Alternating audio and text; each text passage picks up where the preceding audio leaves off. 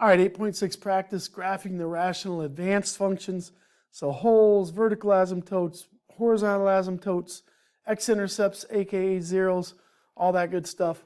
So stick with me. Hopefully you'll kind of follow my my pattern of how I approach all four of these pieces, and then we'll do a little bit of graphing. All right, so let's get right after it. I'm going to kind of zoom in on each problem to make it a little bit bigger for us. So first one, first thing I want to do is I like to knock out the horizontal asymptotes. So when I look at this thing, I see an x squared on top and an x to the first on the bottom. So we are top heavy.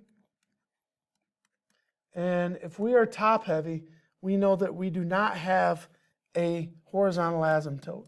So horizontal asymptote, none. There's none of those guys to worry about. So now I'm going to come through and I'm going to factor it. I'm going to see if I can cancel anything out, find a hole there. So on top I have x minus 4, x plus 3. And on the bottom I'm going to have 3 and then x plus 2.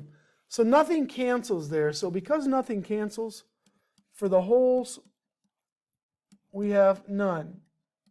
All right, so no holes. Now I'm going to go in the top is going to help me out. This is where I'm going to get my x-intercepts, aka my zeros. So my x-intercepts are going to be at 4 and negative 3. So I cross here, and I cross here. And then the bottom is going to give me my vertical asymptote, because vertical asymptote is where, you know, the bottom is 0, it's undefined. So I have a vertical asymptote at x equals negative 2. So right over here on my grid, I should have an asymptote at x equals negative 2. And now to graph it, when you want to graph this thing, you kind of have 3 options. All right, if I can draw with a solid line here. So to graph, you got 3 options. Number 1, Desmos. Number 2, your TI-84, or 3 by hand. And regardless of which way you use from all of these, you're going to want to look at the table. All right, so I'm going to just, I know on the TI-84 you guys know how to use the table and find some spots, and you'll just have to approximate a few of these. But you also could, I'm going to show you right now, I'm going to go over to Desmos real quick. So I'm going to pull up Desmos, and I have this first one in here. And, somehow I got rid of it. But I got rid of that function. I don't really, actually, let's see if I can go back. And I'll go back again. There we go. So what I want to do, once I have my function in here, and I actually have all of them loaded in, but I don't think we're going to use all of them. I go up here, and I just hit this little table, and this will give me my values. And if I wanted to go further, I could just type in a 3, I could type in a 4, you know, I could type in a negative 3. You could type in anything you want, and it should give us some values there to help us out. So this is where you can get your table information for graphing it. But let's kind of go back to our grid, and I'm just going to go on here and actually have it show the answer for you. So you can kind of see that it matched up with exactly where our points were, and then you can kind of see the curves on there. So I'm probably not going to go to Desmos for the rest of these. I'll just kind of put the answer up after we get the key features. All right, so let's move on to number 2. So number 2, first thing I notice is we are bottom heavy. I have x to the first, x to the second. So when you are bottom heavy, or the bottom has the largest power, that means you're going to have a horizontal asymptote at y equals 0 every single time. So horizontal asymptote right there. Now I want to go back and I want to try to factor it, see if we can factor some things out. So I have an x minus 1 on top. On bottom, I'm going to pull out a greatest common factor of negative 2, which leaves me x squared minus 8x. Be careful, because when you pull out a negative, the signs change. And that's actually not an 8. It's going to be a 4. So I have that, and now I want to go ahead and factor that thing down further. So the x minus 1 is on top, the negative 2. Let's see what we can get on the bottom. That's an x minus, what do we got? X minus 3, x minus 1. Nice. So now we have something canceling out. So we have a cancel there at x equals negative 1. And because of that cancel, that creates a hole. All right, so we're going to have a hole at x equals 1. And now because there's nothing left on top, we have no x-intercept. All right, so for x-intercept, or our zeros, we have none. And then what's left on the bottom is going to give us our vertical asymptote. So we have a vertical asymptote at x equals positive 3. That's where the function is going to be undefined. So we have a vertical asymptote at x equals positive 3. So we got our two asymptotes. We got no holes. We got no zeros. Or actually, we have a hole. We have a hole at x equals 1. So basically, once you get the graph, like when you do the graph on Desmos, you're not going to see the hole.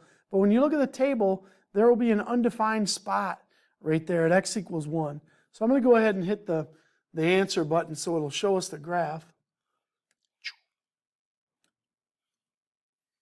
And we see that right here, right at that little spot right there, is where we have a hole. All right, looks like it's just up a little bit. You know, maybe up at close to a third or something like that. But there is a hole right there. So again, get the graph from your table, from your calculator. And they don't have to be perfect. You can just have a nice kind of little sketch of those. I'm really more interested in these pieces right here. So make sure you definitely can do those more than the sketching part. Although sketching is just kind of copying the graph. Number 3. Kind of zip through this a little quicker. So I look at it, it looks like we have a tie. We have x squared, x squared. So whenever you have a tie, all right, for the horizontal asymptote, it's going to be the lead coefficient over the lead coefficient. So notice that when my x squareds are the people I'm focusing on, I have a 2 here and a 1 here. So 2 over 1, well, that's just 2. So we have a horizontal asymptote at y equals 2, because there was a tie there. So horizontal asymptote, y equals 2. I always like to do that one first, just so I kind of get the top heavy, bottom heavy out of the way before I start canceling stuff out. Now we're going to go ahead and we're going to factor it. So I'm going to yank out a 2. It's going to give me x squared plus 3x plus 2 on bottom. I'm going to go ahead and factor that right now.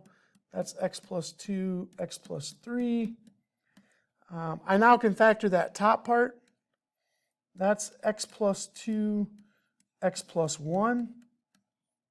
You're going to get really good at factoring during this chapter. And so now let's see what we got going on. Well, first thing I notice is we got something that cancels out. So right there, that's a hole. So we have a hole at x equals negative 2. This right here gives us the x-intercept. So we have an x-intercept at negative 1. And the bottom gives me my vertical asymptote at x equals negative 3. So VA, x equals negative 3. So let's put those on the graph. So we have an x-intercept crossing right here. We have a hole at negative 2, but we don't really know where the graph is right now. Then we have a vertical asymptote at x equals negative 3.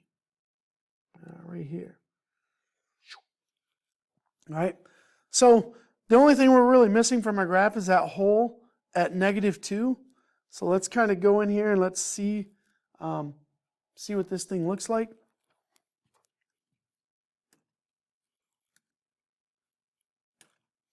And looks like that jives with exactly what we had. Everything's in the right spot, and it looks like the hole was right there. But again, you're not going to see that on the graph. You can only get that from the algebra information or the table where it says undefined. So,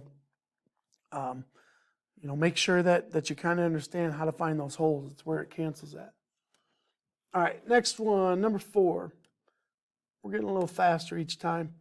So looking at this one, we are bottom heavy. So bottom heavy, what does that do for us? Well, that gives us a horizontal asymptote at y equals 0. So we know we have an asymptote right there. Let's go ahead and let's factor now. So I have an x minus 3 over, let's yank a 2 out. Some of you might be good enough to pull the 2 out and factor it. I'm going to just kind of leave that as 2 separate steps here. Don't want to try to save too much time. There we go. Looks like I got a nice little something canceling. So the minus 3, minus 3. So that tells me where we have a hole. So we have a hole at x equals 3. There's nothing left on top. So we have no x-intercept. No x-intercept. And then on the bottom, we have a vertical asymptote at x equals -2.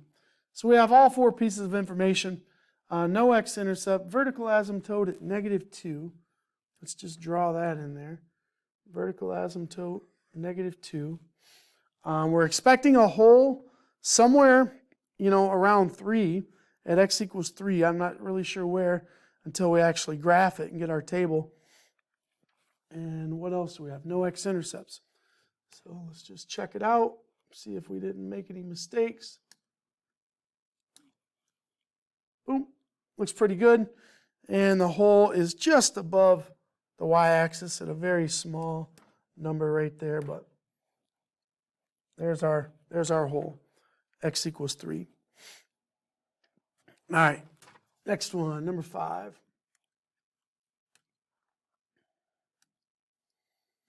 Well, looking at this one, they're both x to the first power. So we have a tie. And whenever you have a tie, it's the lead coefficients.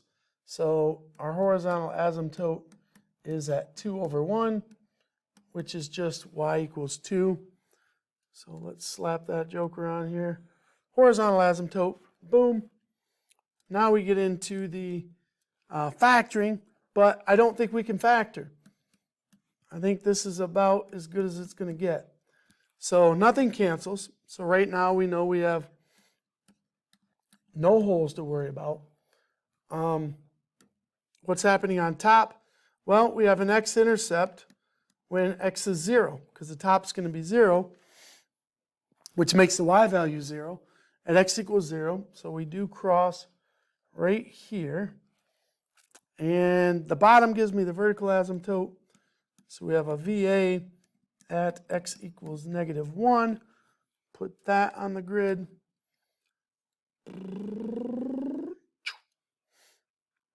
My dash didn't work, but who cares?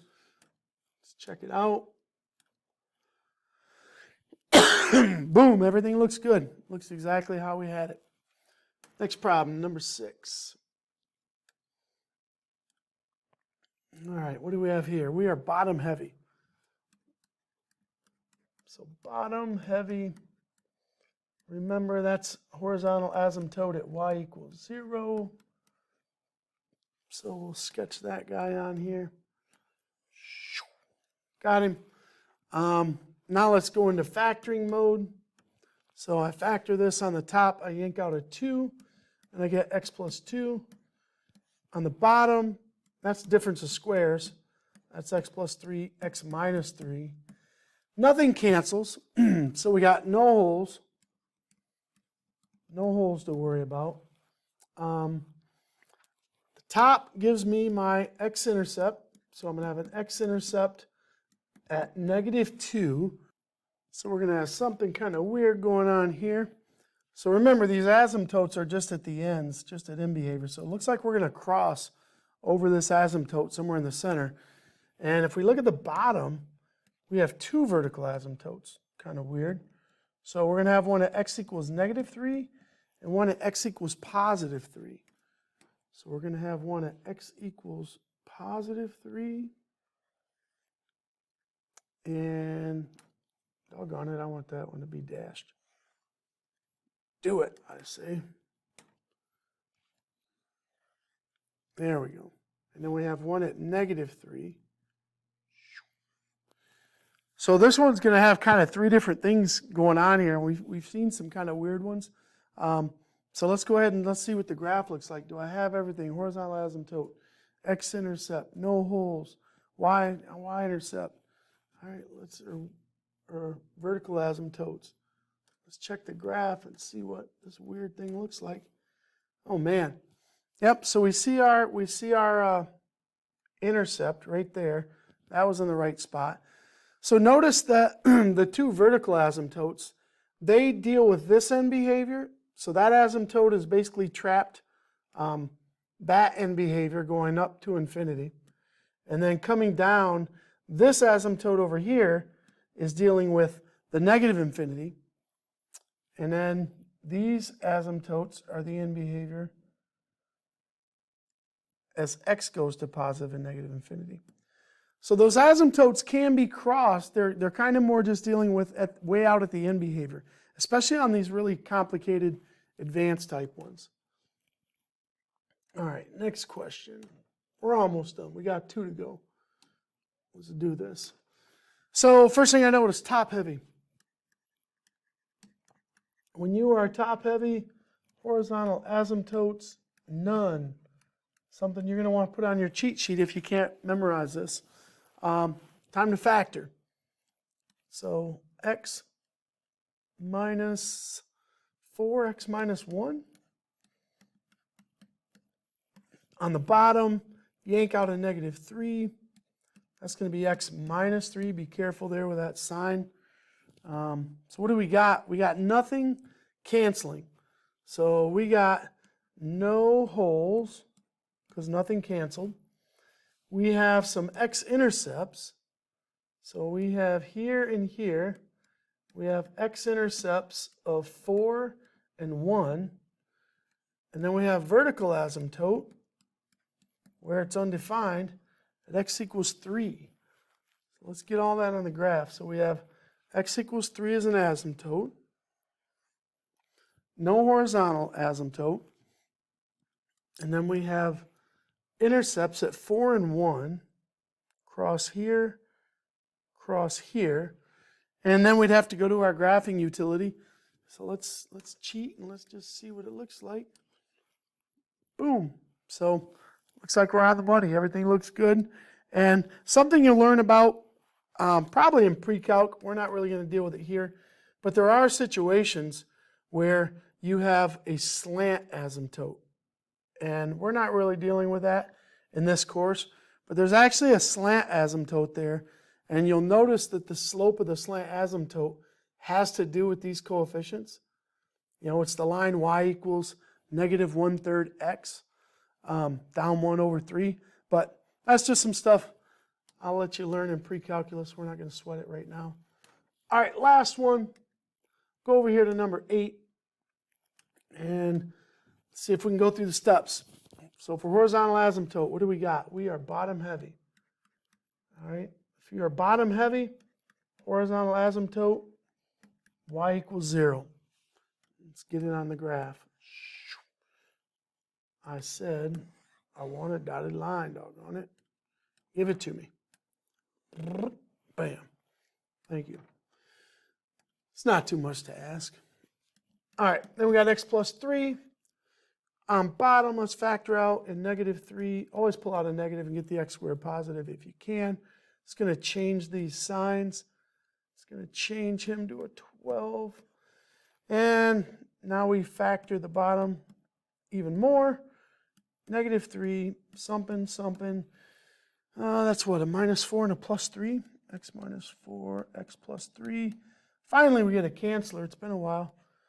Cancel, cancel, so that gives me a whole at x equals -3 because of the cancel. There is nothing left on top after we cancel. So there is no x-intercept, no 0. And what's left on the bottom, we do have this vertical asymptote here at x equals 4. So we have a vertical asymptote at x equals 4.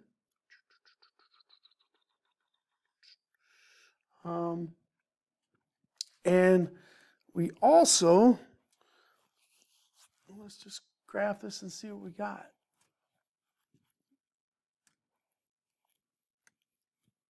Boom. And, oh, I guess I didn't draw my hole on there because we didn't know where it was, but we did have hole at -3. So make sure when you do your actual graph, you kind of show that there was a hole there. All right, so hopefully this helps you out, gives you a way to find, these 4 important key features of the graph. And on a test or something, we're probably only going to sketch 1 or 2 of them because I'm not really about you just copying your calculator screen. But there may be a no calculator section where you have to find some of this stuff without the graphing calculator, without the table. So be prepared to do that. I will definitely give you some practice on the review. All right, hope this helps you out. See you.